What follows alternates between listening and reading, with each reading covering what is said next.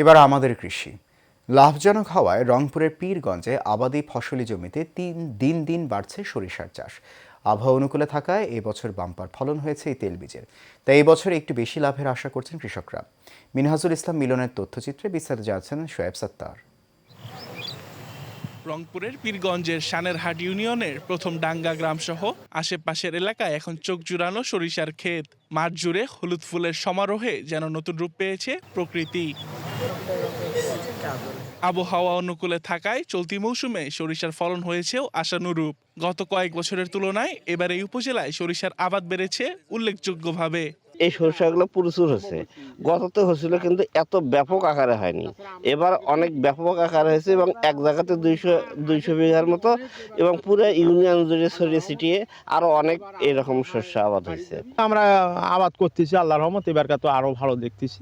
এবার ফলন তো বেশি ভালো হয়েছে আবহাওয়ার কারণে, তাই নিজেরও খাবার তেল করব, আর যেটা বেশি হবে সেটা বাজারে বিক্রি করে দেব। সরিষাটাই একদিকে দেখা যাচ্ছে যে আর্থিক লাভবান হচ্ছে, আর একদিকে আমরা নিজেরাও তেল খেতে পাচ্ছি। উপজেলা কৃষি বিভাগ জানায়, চলতি মৌসুমে উপজেলায় প্রায় ৭,৩৫০ হেক্টর জমিতে সরিষার আবাদ হয়েছে।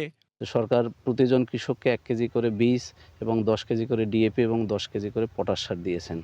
তো এই কর্মসূচিটার ফলে আমাদের এবছর প্রায় ৭,৩৫০ হেক্টর জমিতে সরিষার চাষ হয়েছে। আমরা আশা করি সামনের দিনে আরও বেশি বেশি করে এই সরিষার আবাদ বৃদ্ধি পাবে এবং কৃষকরা দুইটি ফসলের মাঝে এই সরিষাটা আবাদ করে খুব সহজেই 2 ফসলি জমিকে কিন্তু 3 ফসলি জমিতেও রূপান্তর করতে পারতেছে।